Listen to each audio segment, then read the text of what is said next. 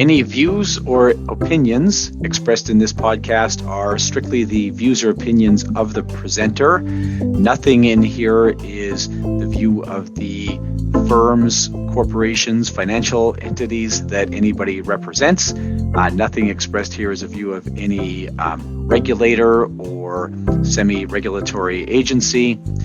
All content is intended to be educational. Nothing in this episode construes specific investment advice, and if you do require advice, you should seek an appropriate advisor, be that a financial planner or a tax advisor or possibly a lawyer.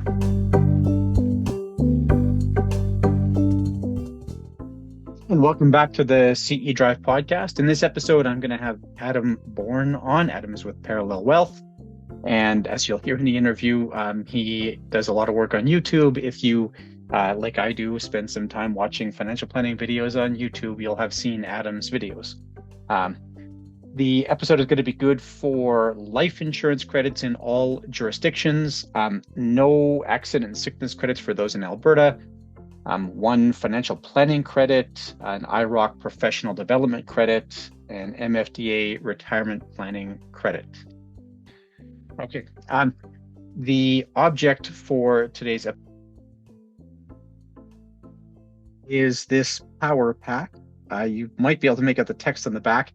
So this is a solar powered power pack. Like you go charge it up in the sun, and then you hook your USB up to it. Oh, and my nails are painted. My granddaughter painted my nails. You're not losing your mind.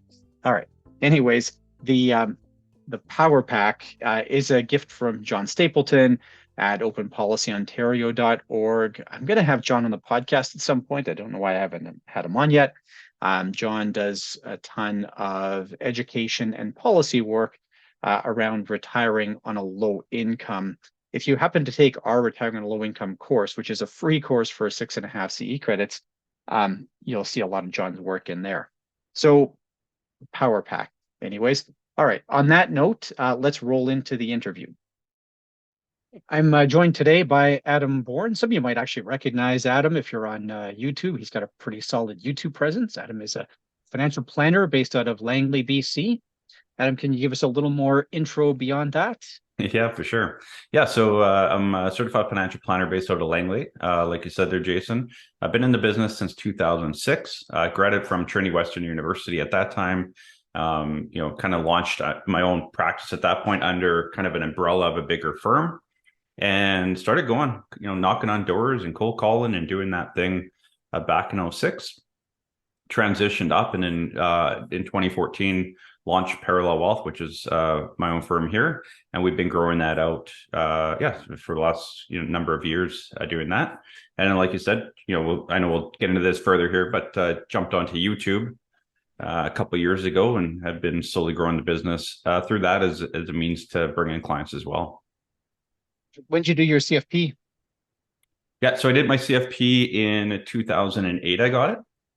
Yeah, so I had when I went to Trinity Western, they actually had the education built into my undergrad. So I have a BBA specializing in financial planning. And at that time, you needed 2 years work experience. So I got it in June of 2008. Wonderful. Okay. And so I just completed my CLU. Oh, did you? Oh, congratulations. That's exciting. Thank you. Yeah. Okay. Oh. Perfect. I don't know, curious. Can I ask actually what motivated the CLU? I don't know. I just continued education. Like it's, I need C credits, and then so I'm not going to just like get credits to get credits. I want to learn more. And our client base obviously is older and kind of hitting that estate planning and that kind of stuff. And yeah, I just thought it was a good designation to have. Brett on our team had it. I thought, let's kind of keep upping the ante there, and it was a big part of it. So I've been working on it. I did one course every year for 3 years. Perfect. Yeah. And for what it's worth, Brett on your team is Brett Martinson, who's a previous guest on the podcast, although he was at a different firm then. So yeah, at a much better firm. No, I'm not kidding. Yeah. So now you talked about your clients sort of nearing that estate planning point or nearing where the CLU becomes material. So who is your ideal client? Yeah, so our ideal client, and 99% of who we work with would be kind of that 45 plus. So people that are kind of 10 to, or, 5 to 10 years from retirement, or maybe early in retirement.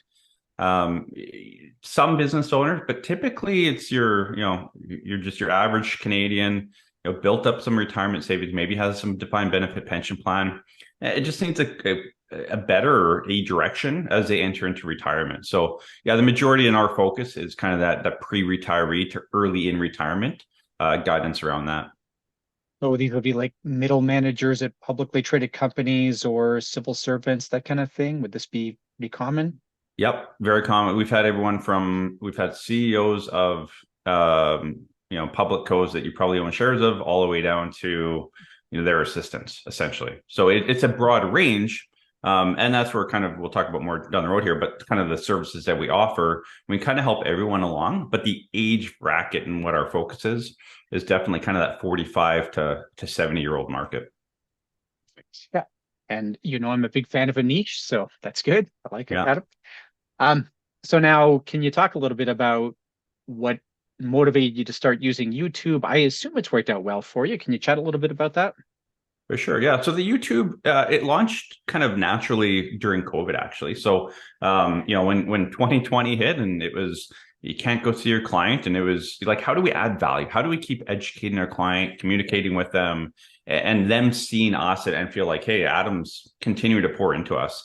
And so we took the YouTube route. It started with an internal course where we built like what we call the financial masterclass. And that's something is 100 videos. It's basically like I say, it's everything we should have learned in high school. And so we built that internally, gave it to our clients for free. We're now at the point where we've kind of enhanced it, and we're actually rebuilding it this year. And it's something that we sell now through our YouTube channel. But so it started with that, got comfortable with kind of the recording and video and all that. Like it's a whole new realm. And then in September of 2020 is when we actually launched the channel. And again, it was just create content around, who our clients were and giving them added value and educating them. And then it evolved. Anyone on YouTube that's had any small bit of success there knows you get one video in the algorithm and it can take off. And that's what we had. So we had a CPP, a video, kind of grabbed that algorithm, and all of a sudden we went from like, my mom and dad were the only subscribers to, hundreds, soon thousands, and grew up from there. It's funny because I know previous podcast guest Kent Tilley, who you of course have done some work with, has the same thing, right? He has a CPP video that really blew up for him. So I don't know if that's the magic dust or whatever, but it's funny because that's the reason we created a CPP, and that's what you want to do. Like as you do research on YouTube and how to grow and stuff, it's actually, people think, oh, you're copying someone else, or someone copied you, Adam. It's like, no. If we can create 5 to 7 content creators with similar content, it actually drives organic traffic, and it's better for everyone. So like when our channel grew, Kent grew a little bit, some others around us grew. So you kind of grow together. So it's the great organic, and that's why we've done collabs and stuff like that along the way. It's a rising tide floats all boats, right? Absolutely. Yeah. And I would be surprised, like you and Kent have, I think, substantially different personalities. Yeah. I think I'd be surprised if there's a lot of people who look at you and look at him and they're like they're the same guy or something like that, right? I don't think that's we get a lot of overlap in viewers for sure, but it's, hey, we watch you for one angle, like you get a different viewpoint from us, right? Which people appreciate. Yeah, I don't think anyone would be like, yeah, we're considering hiring you or Kent. Like you're one or the other. Like we're very different. So yeah, it's been great though. Yeah, perfect. Now you talked about your clients sort of clustering around retirement, 10 or 15 years either side. So what do you find the biggest concerns that people bring you are? There's a few. So one of the big things is decumulation, right? Like all the talk from the time you're 18 to 50, 55, or as you get close to retirement, it's all about accumulation. Where do I put money? How do I save? How do I get a better return? Where do I invest? And I think people hit this, a point in life where it's, okay, I got to start taking this out. Like how does the other side of the coin look like? How do I take it out? How does everything work together? And I always talk about like income silos, right? Right now, people, you go to work and you collect a paycheck. Whereas as you get into retirement, hey, there's no paycheck coming in. You got to give yourself that paycheck. But now you don't have one. You typically have 3, 4, 5. If you're a household, you could have 10 paychecks, right? You got CPP and OAS times 2. You got your RIF, your LIF, your pension, everything. And it all kind of has to funnel in and work together. And most people, most Canadians or anyone watching this across the world, we look at things in silos. Okay, we'll take a bit from here and a bit from here, but how does it work together? That would be the number one thing. I think people, they need the integration and a plan. I always say, our clients come to us with paper maps. Our job is to put it into a GPS for them. And that's what we're doing. So that would be the biggest thing, just like no clear plan. And then like some people, it's a lot of DIYers, right? Hey, I have a plan. I think it's pretty good. I know we're missing out on some spots. So it's, confirmation that they're on track and it's fine tuning their plan. And then we get a small handful that would come to us saying, a husband or wife comes to us and says, look, I've run the finances in the house for 40 years. And if something happened to me, my spouse or partner, they don't know what's going on. And so this is actually for them, not for me. And so they know A, what the plan is, and B, that they can touch base with you if something did happen to me. So there's multiple reasons people come to us. And we hear it all, definitely. Are you a rational reminder listener, Adam? A little bit. A few. I know Robert Merton was just on there, and you talk about the paper map and the GPS. He didn't use that analogy at all. I like that. But he talked about the value of people being able to see their retirement in terms of a monthly income amount. Instead of knowing I have a $700,000 RIF, knowing that a $700,000 RIF is going to generate for me, I don't know, whatever it is, $3,800 a month of retirement income, or that kind of thing. Like, that sort of making sense of that bigger picture. I think that's the same place you're going here. That's exactly it. And when I have kind of strategy calls with prospects, I always say, like, 99% of Canadians, like, would you ever get in your car and if someone said, hey, where are you going? You're like, I don't know. I just got to drive. I just got to go somewhere. Like, that's your retirement. You're there. You got to get in the car and you got to go. But if you don't know where you're going, it makes it tough. And people always say, yeah, but Adam, like, you can give me the GPS, but what about if there's a change? It's like, well, loop back and get a plan update, or at least you have a general direction that you're heading. Like, most people, when they get into their car for retirement, they're going every which direction, or they just have no idea. And so really the purpose behind a plan isn't to say, here's every step from age 60 to 90, but it's, let's get you moving in the right direction. Here's the things you got to think about and do. There's going to be changes along the way. We didn't see COVID. There's always going to be stuff, but at least you're heading in the right direction, and then we can update and adjust as needed. So to what extent do the concerns that people bring you match with, let's say, the solutions that you end up presenting later on? What's the degree of overlap there? I would say 100% in that, like, we're giving them a clear direction. So we always say we're looking at 3 things primarily within every plan, and every plan is different, obviously, but how do we increase your after-tax net income to? How do we reduce your total tax bill, both while you're alive and on estate? So create a better, and then also create a better estate situation. So if we can give you all the money you need, create tax efficiency along the way, and hey, more money will actually go to your kids or charities versus CRA. That's kind of the 3 boxes. Now, if we can get the first 2, we always do that. The third one, depending on the client situation, but typically we can try and do that. So, every plan will have that. Now, again, that gives them that direction.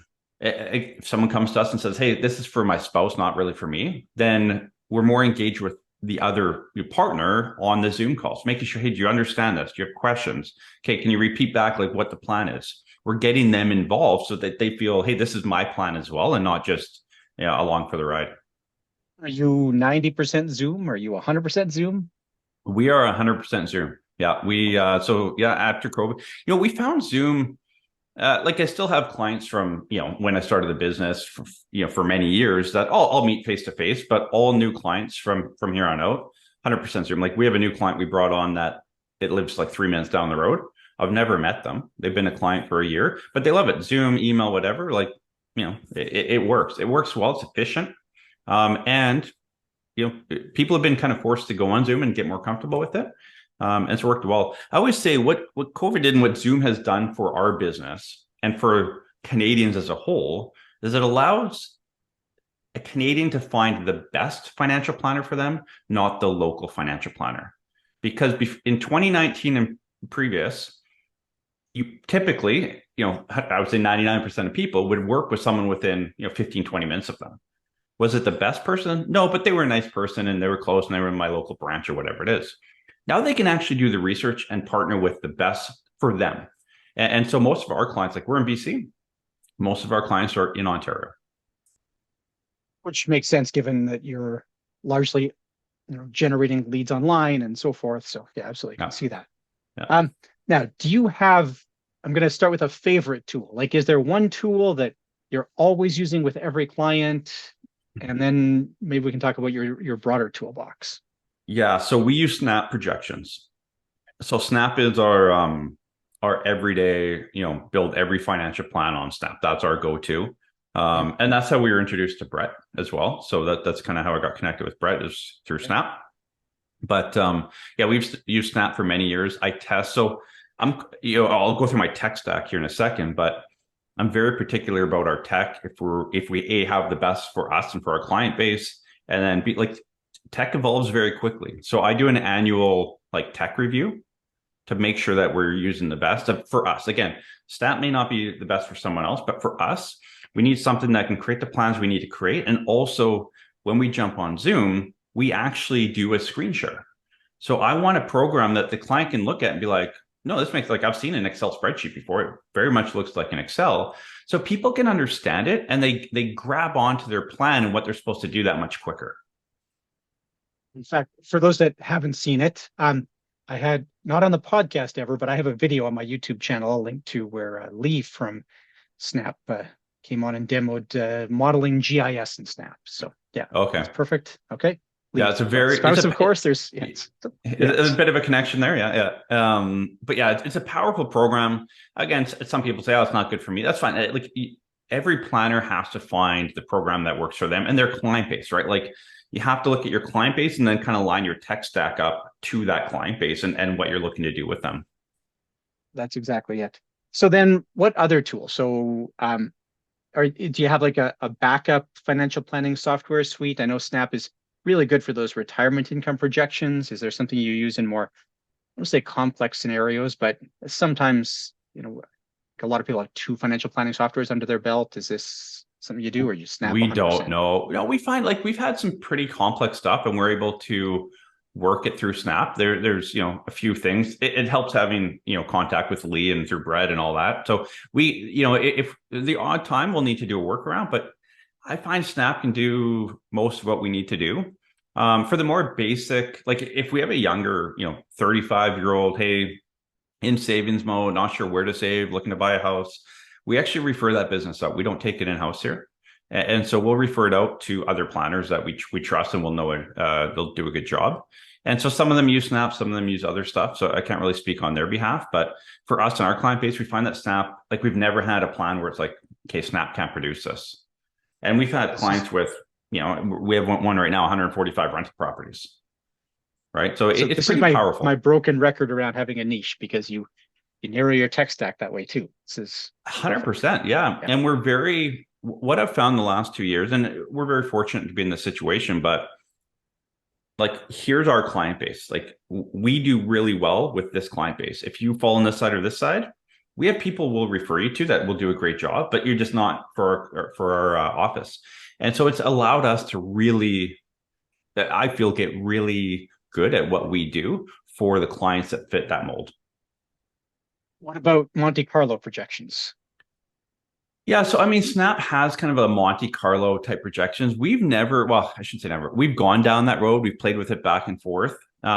We actually find, working with the client base that we have, if they're worried hey, Adam, what happens if 2023 is down 30%? Sure, let's just plug it into your system. Let's put it in the plan and do a bit of a stress test. Monte Carlo can be good, but it can also be bad, I find. Not all clients understand it. And B, kind of how it runs. It's a projection, right? I find that with Snap, you can say, look, there's an option where you can generate a projection that says, here's how much of your money you can lose and still hit your income needs. So it's if you lost, we ran one class, it was $300,000 tomorrow and never gained that back. It was just gone. You're still good for retirement. And that equates to percentage. So yeah, we haven't used Monte Carlo. Brett and I and Matt here, we talk about these types of things quite often.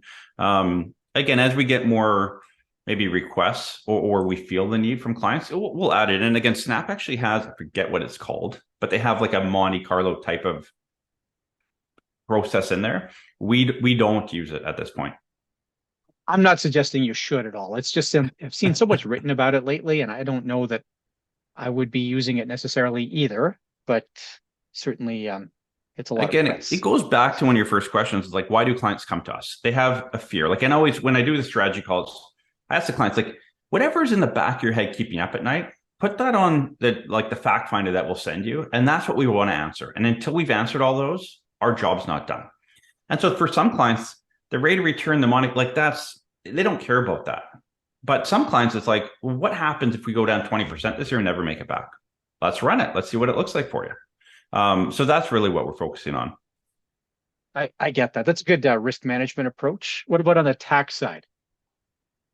Yeah, so the tax side, honestly, again, leaning on Snap here, and then just online tax calculators. Like, we don't jump into any like proper tax software or anything like that. We find, and we've actually got a lot of traction with accountants this way too, in that when we run plans, I would say, like, leading up to retirement, look at your marginal tax rate. In retirement, look at your effective tax rate. Like, it does work. It 100% works. They'll put our plans up against anyone, because other financial planners have actually on YouTube commented like, no, marginal tax rate. I'm like, look, create a plan. I'll create a plan. We'll compare them. We'll see how they map out. And I can almost guarantee you that looking at effective, your average tax rate will turn out a little bit better for your client in retirement. But if you're an advisor that focuses on younger accumulation, yeah, well, obviously it's marginal tax rate. So again, going back to us and our clients and what we do, we don't feel we need it. Obviously we pull up tax charts and all that, but Snap does a pretty darn good job. And I might make some post-show comments about average and effective tax rate. I 100% agree with that approach, by the way. Okay. That's how it has to be. I think there's obviously exceptions, but 95% of the time, I think you're and more there. More complex. Like, we've had to jump on a Zoom call, go through the plan with client. Like, we have one client with a bunch of rentals, corporations, whatever. So it's like, and we were looking at some insurance for, paid some taxes on debt. Well, then we actually brought their accountant into the equation, and we'll go through it with them and show them. And even the accountant was like, wow, this is powerful software, right? So if they're, Staff does a really good job for that. Yeah. Excel. Yeah, Matt in my office is more the Excel guy than me. I think Brett's pretty good with it too. I mean, we generate Excel. Snap projections will generate both a PDF report and an Excel report. And that's something Brett and I were talking about just the other day here, is using ChatGPT to kind of take our Excel, and like, the Excel is good, but what Snap does is it gives you a static Excel sheet, and we would love to give a dynamic sheet to a client. So can we use, AI and software to kind of create that for the client? That's one thing that we're discussing internally here. You end up employing ChatGPT in your practice, I'm going to have you back on to talk about it. So, well, I was supposed to record a video this morning. I just didn't get enough sleep last night, but I'll be recording a video this week. How ChatGPT is going to help advisors, not hurt them. And Michael Kitts has actually put on Twitter just the other day here. He talked about this, like, will ChatGPT kind of wipe out advisors? And of course, this was the whole, like, internet's going to wipe you out, and ETFs are going to wipe you out, and like all these things have come. And the internet, he put on his tweet that the internet has it's 10 million X times what it was like 25 or 30 years ago. Like, it's a powerful tool and still hasn't replaced us. But what it does is it gives us more tools to help our clients. So I see currently ChatGPT 3.0, 4.0 is coming, but it's a way we're actually looking to kind of implement it into our website. So you can go to our website and just ask questions, and it'll tell you answers. So it saves you emailing me or emailing your advisor or getting a bad answer. So it's a tool that we can actually, like, if we grasp it and utilize it properly, I think it's actually a good complement to then us building a bigger plan. So get your basic answers for free, build up from there. I think everybody should go have a look at ChatGPT for what it's worth. And I do agree with you. I think for those who get the hang of it, it's going to be a multiplier. I think it has a lot of capability. Yeah. I think it's a little bit lacking right now. Like, I've asked 100%. Yeah, I've asked it some retirement questions about like CPP and OAS, fairly rudimentary stuff, and it's lacking there. Now, it could be It's my questions. I know that's a problem sometimes, but yeah. it's a way. There's ways to ask and stuff like that. But I tested it out originally, and I said, like, I had a YouTube video kind of lined up an idea, like, should I delay my OAS? And you can say, hey, create a 5-point outline for YouTube videos for should I delay old age security, and it actually does a pretty good job. Then you can at least work off of that. So it doesn't give you the final answer, obviously, but for me, it gives me kind of a template to now work off of if I want to go that route. And the same for PowerPoint decks, and I agree, it's very good there as far as framework for a presentation or that. Yes, I'm. And Jason, I want to quickly mention, because I didn't cover it earlier, is our tech stack. I do want to share that because I think every time I jump on a Zoom call with anyone, the first thing I do is look at their favorites. You can learn a lot on favorites, and that's how we learned. So Snap is where we put our planning software, obviously, but the most powerful probably tool that we use would be Kajabi. And Kajabi it hosts our website, our courses. We sell our fee for service through there. It kind of all of our marketing emails. It's kind of the hub for everything that we do. Spell it for me. I don't even know this, Adam. Yeah. So Kajabi. Okay. Yeah. Okay. And I found Kajabi, actually. I hired a coach out of the States years ago, about three or 4 years ago. And just to help with like email marketing and Facebook ads and kind of, and I jumped on a Zoom call with him and he had Kajabi and I was like, never heard of it. So I started searching all these and went down that rabbit hole and it's been phenomenal. So that's been a big, powerful tool for us to just streamline, automate. And again, our website, if we need to update something, I can update it in 2 minutes and I'm not a tech person whatsoever. That's phenomenal. I'm specifically thinking of Jeff and Peace River when you're going through this. So what else goes in that tech stack then, Adam, that we haven't talked about? Yeah. So again, Snap, Kajabi, those are the big two. We use Redtail CRM for our CRM support out of the States. Trello. So we use Trello. It's basically, I'm a whiteboard guy, but when you have a team and a team across Canada, you need a whiteboard that everyone can access online. So that's basically what it is, tracking everyone where they're at in the workflow. We share file. I like Trello too. I've used Trello in the past, and there's a bunch of other versions that are similar. But I like Trello. Sorry, next up. We tried a few. We try and keep it simple too, right? Like Trello is very easy to use. Share file for sharing documents with clients. We use DocHub. So DocHub is like a signature program. That's great. It's much like DocuSign for like 1/10 the cost. I think it's $5 a month and it tracks everything. It's compliant. It's phenomenal. So if you're looking for a great signature program for $5 a month, 100% there. And we use it like multiple times a day. Like it's good. OnceHub for scheduling. And then we use Typeform. We use Typeform for a few different things, but we like Typeform and we use it for multiple things. Like we gave away 2 financial plans at Christmas time. So we use Typeform to kind of grab the information. But the last question on the Typeform was, what's some of the YouTube content you'd like to see heading into 2023? Because like there are viewers, like, what do you guys want to see? I don't care what I want to see. What do you guys want to see? And so we had 650 replies. So I have 650 ideas. Now, obviously you have to amalgamate it. So what did I do? I grabbed them all, threw it into ChatGPT, and it summarized it for me.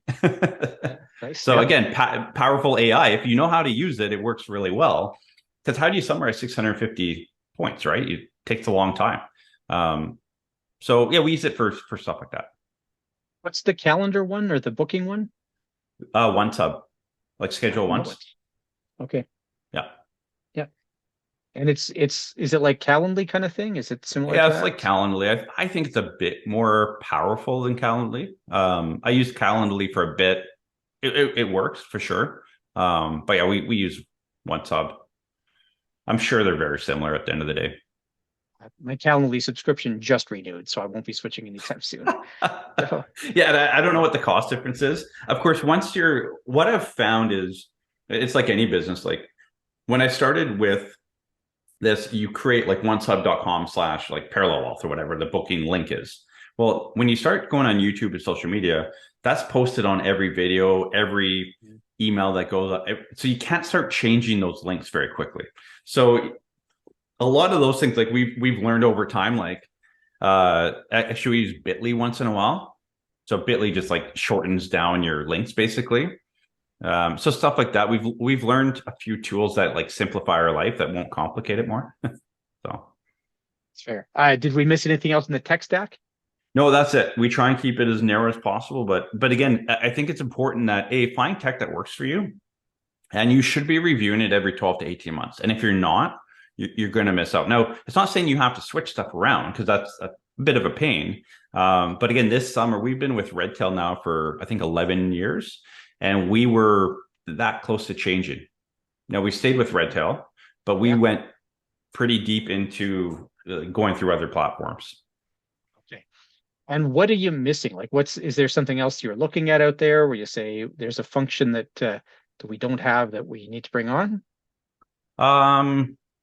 Well, one thing we're looking at and working on, we've been working on this for years, more of a DIY. Like if I could create one software, and maybe you know some, but it's more of a DIY platform. We have a lot of DIY investors that want to do DIY planning. And so we'd like to have some sort of DIY planning option where a client can log in, put in their input, but it would be on a subscription basis where they could get anywhere from, zero support to full support or anywhere along the line. So you could have like, 3 or 5 levels of support that they pay for, where they have access, we would have access from our end, and then we're just supporting them based on, whatever they sign up for. PlanEasy, is this, I don't want to. Yeah, so if it's not right. Owen's working on something. Okay. Yeah, right, well, we've been in talks with Owen, and hopefully we're going to have something in the pipeline here pretty soon. Okay. But that's what Owen's working.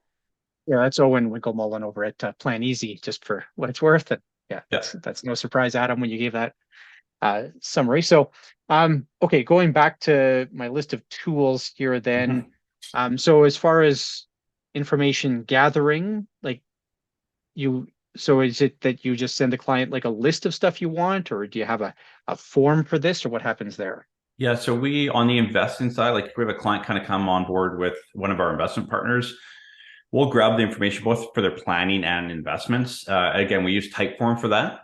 And then we actually hired just about a month ago, someone to create a macro where we can then export that in Excel, hit generate, and it actually populates it into the templates that the investing platforms have.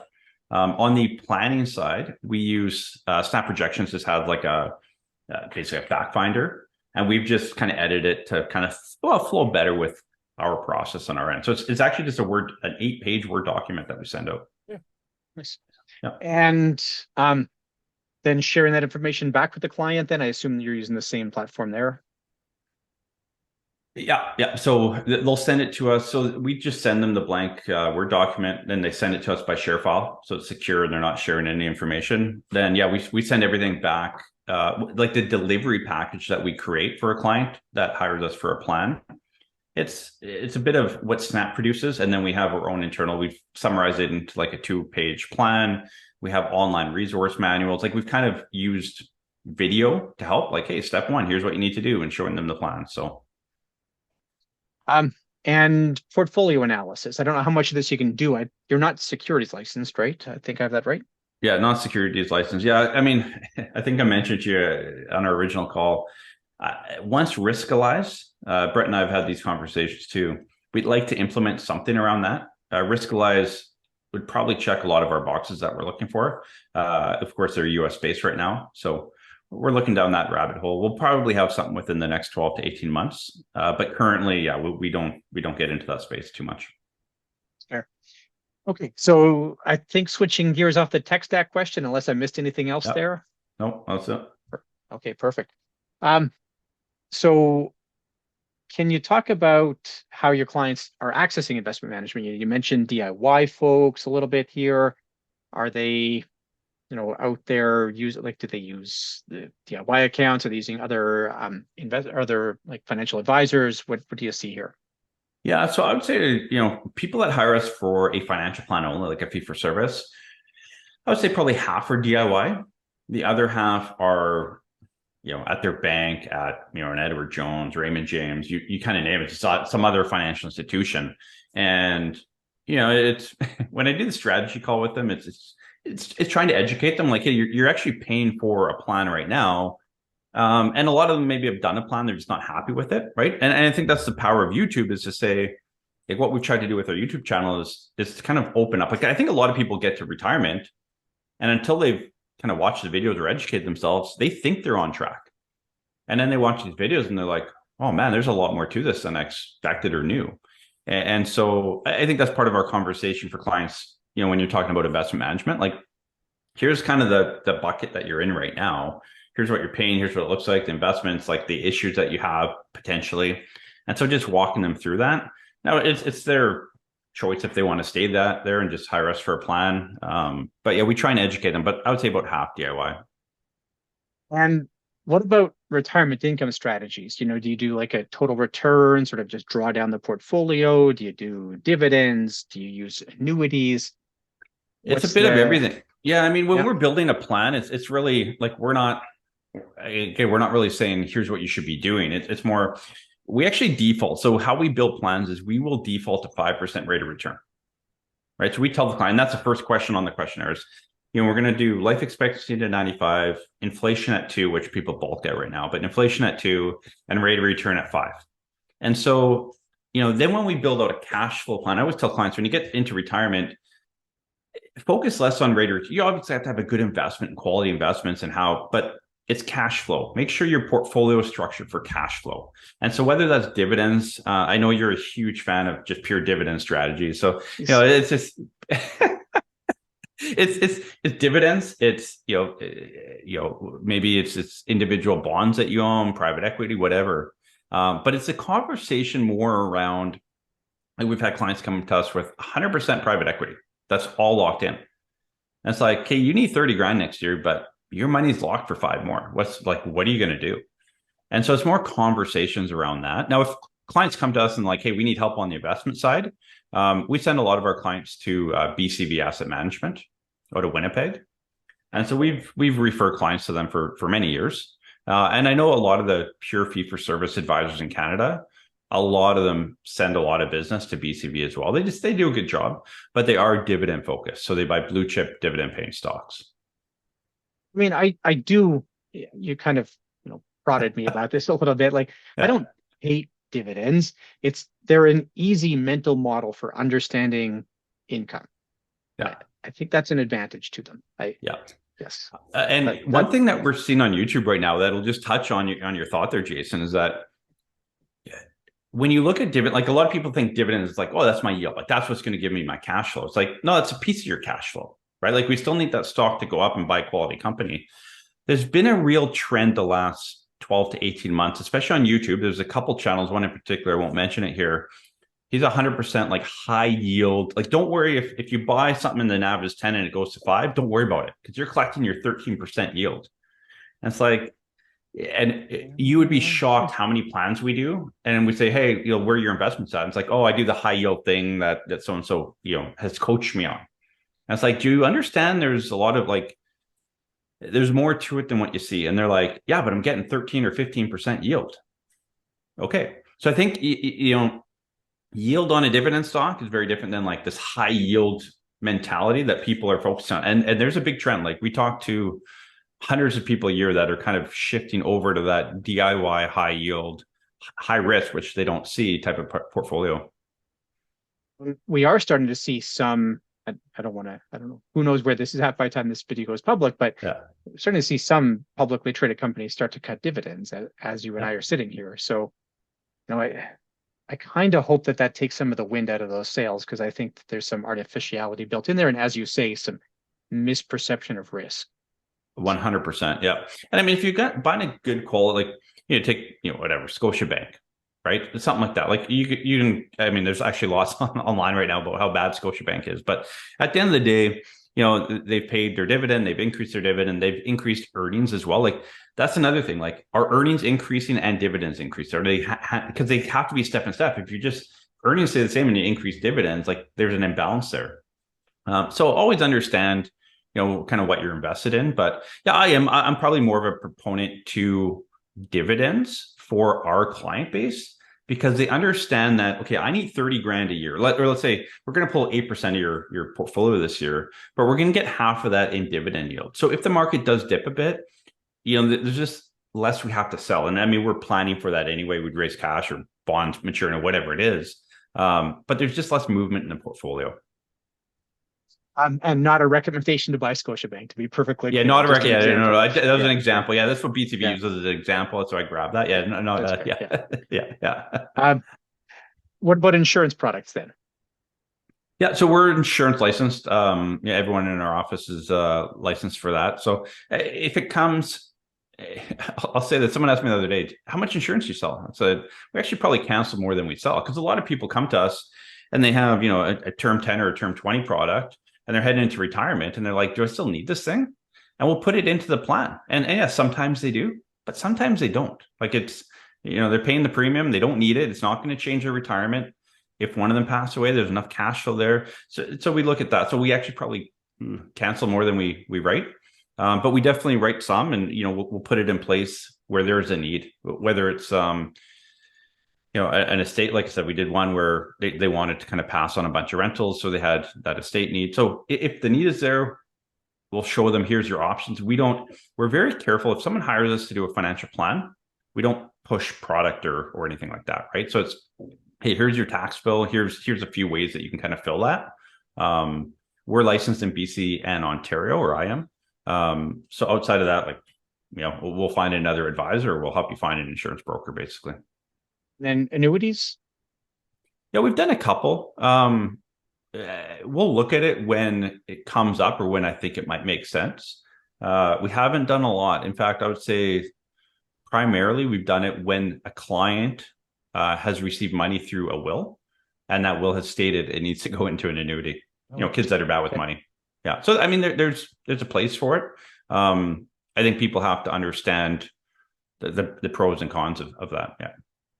So for what it's worth, for as much as I'm not a fan of dividends, I'm a fan of annuities. So I don't know. There you go.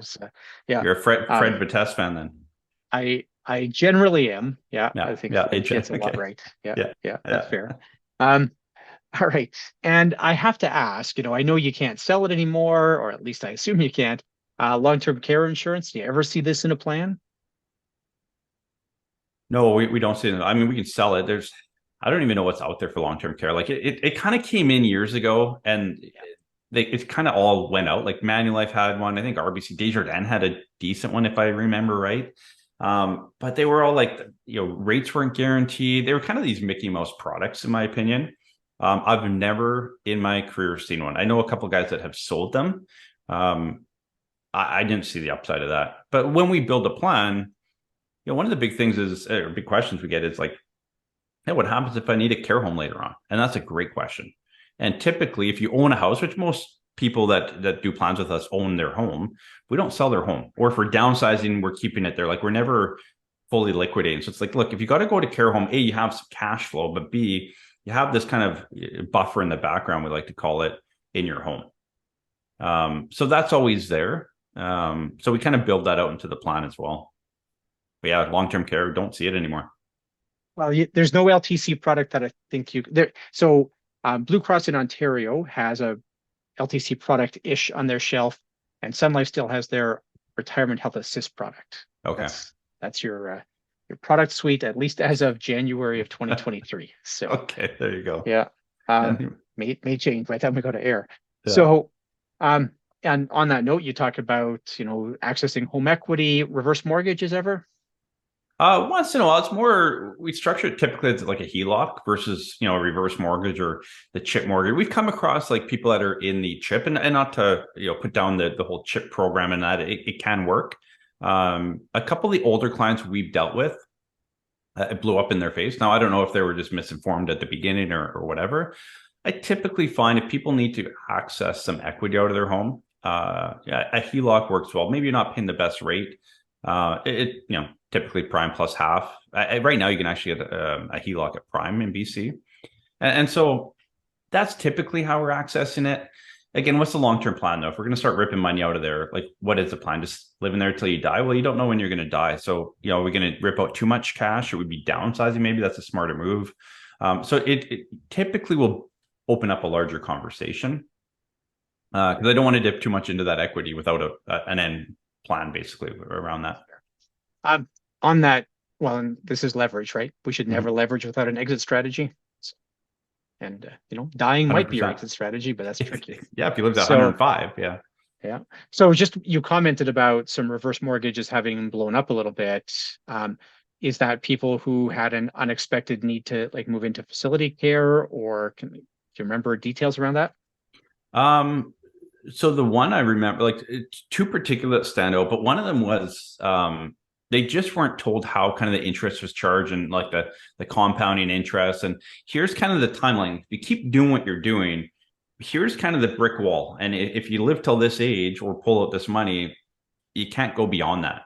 And she lived into her 90s and she hit that brick wall and she was kind of stuck. And it was her daughter was a client of ours that had to kind of step in and financially, solve the solution or solve the problem, I guess. Right. It's not an unlimited bank account. There's a cap there to. Right. Okay. Yeah, I never even thought about that as an impediment, but I guess you're right. If you don't really understand that it's not an unlimited bank account, you could draw it down unexpectedly. So that's a tough one. The thing that I've typically seen go wrong with it is where somebody takes it out and then like 8 months later they have a big change in life circumstances. That's the blow up that I've seen, because then you have to close out the program, and that's expensive, and exactly. Like it's a mortgage, right? So that's why I like the HELOC. Like I always tell our clients, as they get into retirement, like make sure you have a HELOC set up. Like when you need money, you can't get it, and when you don't need it, you can get it. That's just how the banks are set up. Typically, it just is. So I always thought, look, I know you don't need this right now, but set it up. They'll keep it open for you.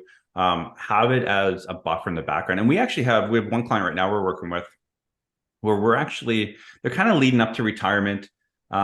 Good cash flow, but not good upfront cash.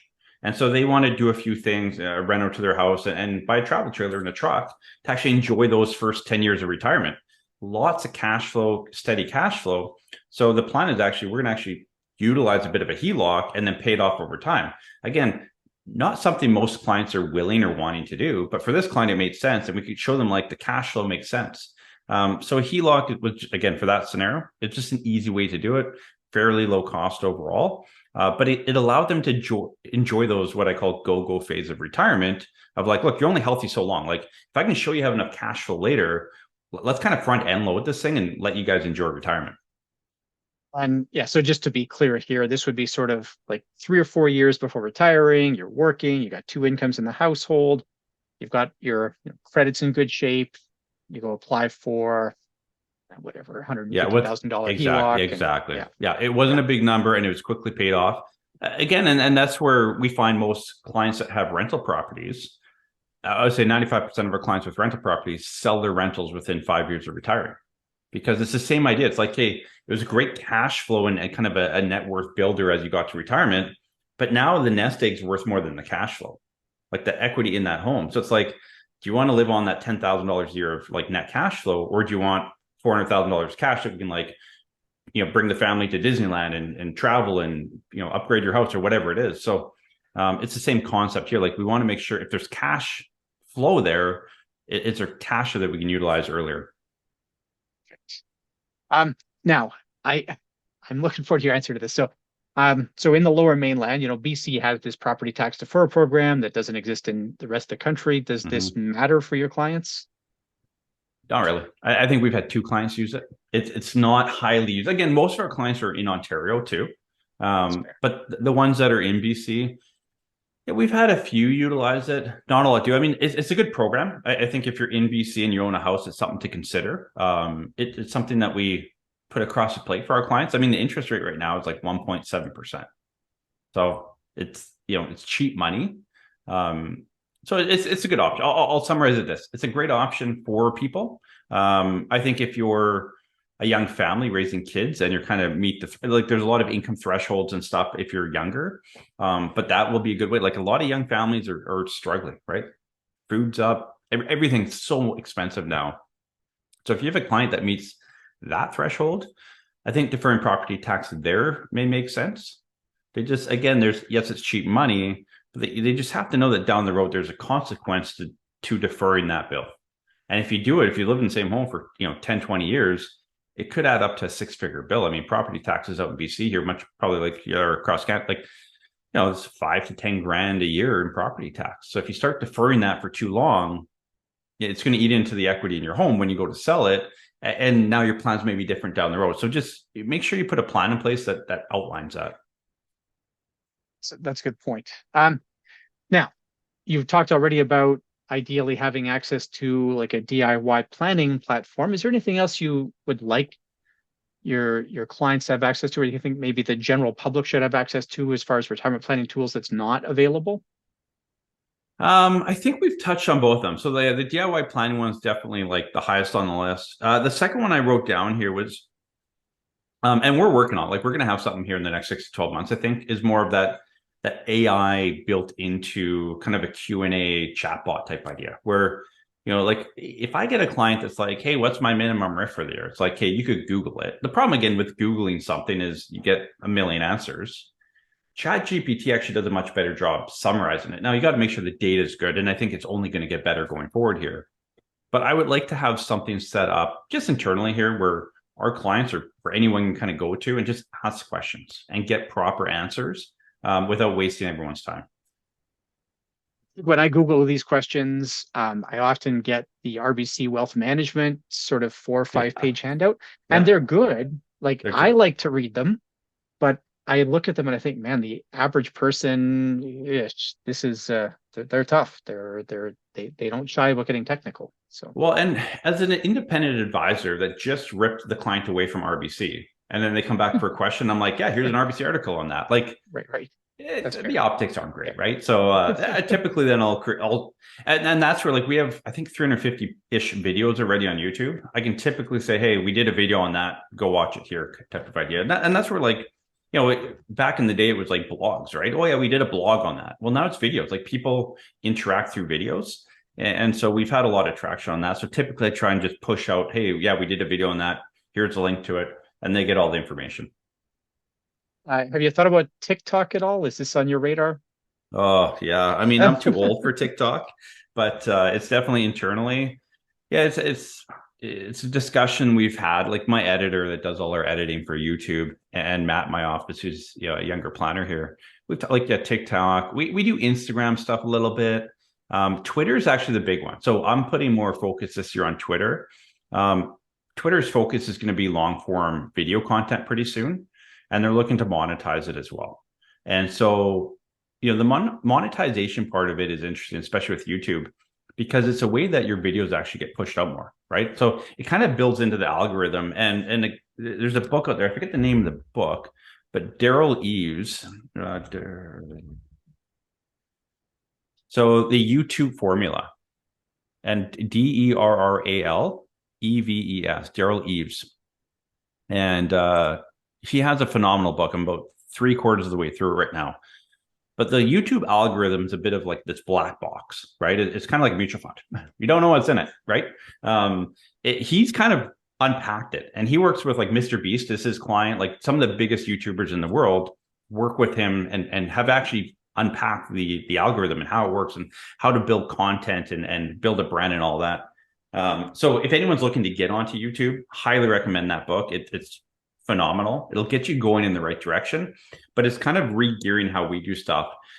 But when you talk about if Twitter comes out with long form video content and monetizes it, which means that if you can get to that point, your content gets pushed that much more. I think that's where you need to be. So YouTube will always be there. It's Google, right? It's always going to be there. But I think the next one's Twitter for sure. I've wrestled with TikTok myself. It's just tough. And then, I've stayed away from. I used to do paid on YouTube, like with advertising support. I know the algorithm favors it, but then it's all for my students, and I don't like the idea of them sitting through ads to get to the next video. I don't know. For sure. Like no, there's that. Yeah. There's definitely that part of it. TikTok's not our thing, and you have to look at like where your client base. Like we started on Facebook, so how we started on social media was Facebook. Most people on Facebook now are like 45 plus. It's the older generation. They're definitely on YouTube. Like 80% of our viewers are 45 plus. So we're launching in about a month-ish from now, depending on when this goes live here. But in kind of late Q1 into Q2, we're actually launching a second YouTube channel. And it's going to be geared to the 20 to 45-year-olds. Now, there's not going to be kind of a financial planning service that we offer as kind of sales. It's more of just a pure education, get our information out there. But we might piggyback on TikTok and other platforms for that channel. Again, my 6-year-old client is not on TikTok. So why should I put focus into that? It's a tough balancing act, right? With all that, yeah. I get that. Yeah. All right. My final question. You'll be the third person that I've asked this question of now. So I'm enjoying the answers I've gotten so far. What do you see as the number one benefit of having a financial plan? I'm going to go back to kind of the whole paper map versus GPS map, right? I think a lot of people, when they come to retirement, they don't know how things work. They have all, again, those income silos. They go back to that. They have all these income silos and how everything integrates together. And the timing, like how much and how and when you pull from each silo and each bucket makes a very big difference. And so I think the biggest benefit of having a financial plan is you have clarity on where you're pulling money from and how much you have. And I think, that it sounds kind of obvious, but a lot of people go into retirement with basically blinders on, and it's like, oh, I'll just figure it out. And unless you have powerful software and a pretty good knowledge around the stuff, you're not going to figure it out. And so having a financial plan will just give you that GPS map. Again, there's going to be adjustments along the way, but it gives you a direction to head in, a clear direction. This is the Carl Richards thing, the guide to a shifting landscape, I think is the Carl Richards quote on this. So I think so. Yeah. I like that. Okay. Yeah. That's wonderful, Adam. I really like the look at retirement here. I think it's good to see somebody who's talking to clients in that sort of pre-retirement, post-retirement. The dip into your tech stack there is beautiful. I'm thinking of one specific listener who I know is going to love that. So yeah. I know a lot will, but I have one person who harasses me for that constantly. So it's good. And good. I really appreciate that, Adam. I hope you enjoy the rest of your day. Thank you. Yeah. Thanks for having me on. Okay. I like to talk to financial planners who are running, practices like Adam's, where there's a fair bit of focus, a niche. And I think there's some real value there. The number for today's episode is 4. The number for today's episode is 4. I said I would talk a little bit about average and marginal tax rates. I don't want to blow our time here, but just to be quick around this, basically what happens is we often see this kind of discussion that says, if I make, $80,000 a year in Alberta, for example, then I'm at the 30.5% tax bracket. And that's true. And then when I retire, if I'm still at $80,000 or thereabouts of income, I'm still going to be at the 30.5% tax bracket. Okay, that's true. That only takes into account what are called marginal tax rates. That's exactly where your income lands you. Okay. However, what really is going to happen is, let's say I'm saving into an RRSP, I make $80,000. Let's say I'm saving $10,000 a year. That's all being saved and therefore deducted at 30.5%. That's my marginal tax rate. Now, if I happen to have the Canada Child benefit, then that actually augments this, but let's ignore that for now. Let's assume no Canada Child benefit and no other means-tested benefits. Although there is a study from the C.D. Howe Institute that shows that at that level of income, there actually are a bunch of potential add-ons, potentially Carbon Action Initiative, for example. But let's set that aside and just look purely at tax rates. So then I get to retirement and I'm still at a 30.5% tax rate. And the argument here is that $10,000 that I put into my RRSP is coming out of my RIF still at 30.5%. Well, that's not true. That is going to comprise the majority of my income. My $10,000 has grown up to a larger amount. It's going to be enough that some of it is coming at that 30.5% tax bracket, but some of it is coming at lower tax rates. Some of it's going to be in the $0 to $50-ish thousand tax bracket. So as of today, early 2023, that's going to come out at 25%. Okay. On top of that, you have a bunch of tax credits in retirement that you didn't otherwise have. Now at $80,000, I won't have the age credit, but at lower amounts, I can have the age credit.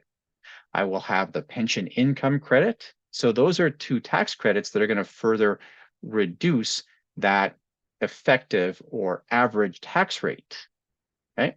So really, I save at 30.5%, but when I withdraw, even if I'm at the 30.5% tax bracket, that's only sort of my worst case scenario.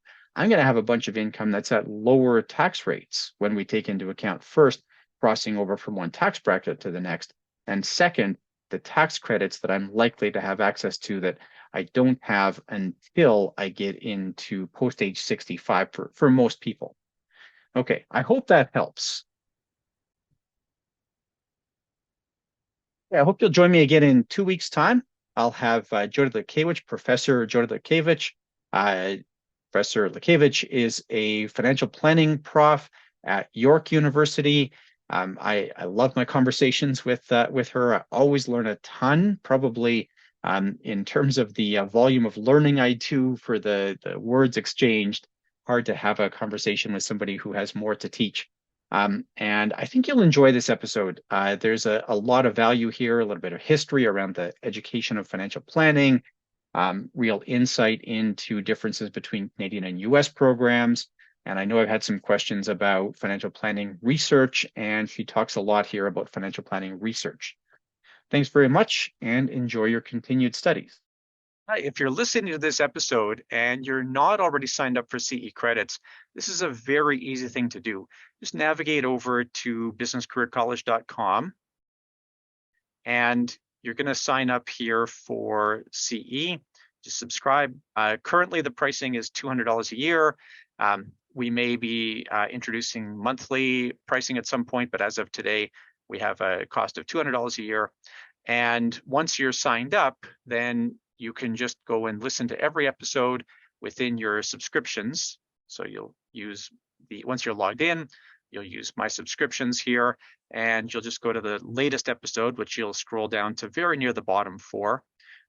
It doesn't matter which episode, you just scroll down and you find the one. So as of the time I'm recording this, the most recent episode is season 4, episode 27. I can just start it right from here. I can do the quiz here. Once I'm done the quiz, then I can get my continuing education certificate. Very straightforward. So I would just launch the course here, and I can watch the episode from here. Now, if you happen to be already listening to it on YouTube or whatever the case is, you can just navigate right into the quiz. You start your quiz, and you're just going to go through the whole thing. And then at the end of it, you'll be able to see your certifications. So we're going to bring up designing small group products. We bring this up and we click on wall certificate, and that's going to give me the CE certificate I need in order to maintain status wherever I happen to need CE credits. So I really do encourage, I know that out of our regular listeners, about 40% of you are listening to the episode for CE credits. That's about 60% who are listening out of general interest or whatever it is. And I really think this is an easy way to get your CE credits, $200 a year, pretty reasonable price. And as you can see from the certificate here, and as you hear me discuss at the beginning of the episode, we have a broad range of approvals for all of our courses. I'd like to thank Joe Tong. Joseph is our editor, both for video and audio content. And Joe does a lot of good work to make sure that these episodes look and sound good, despite my better efforts. I'd like to thank Maria Nguyen. Maria makes sure that the episodes all get approved for CE credits. Veronica Thibert does the quality assurance through that process. And then we have a strong marketing team that makes sure that all of our content gets out there so that people can find us and take advantage of the learning opportunity they might not have known about.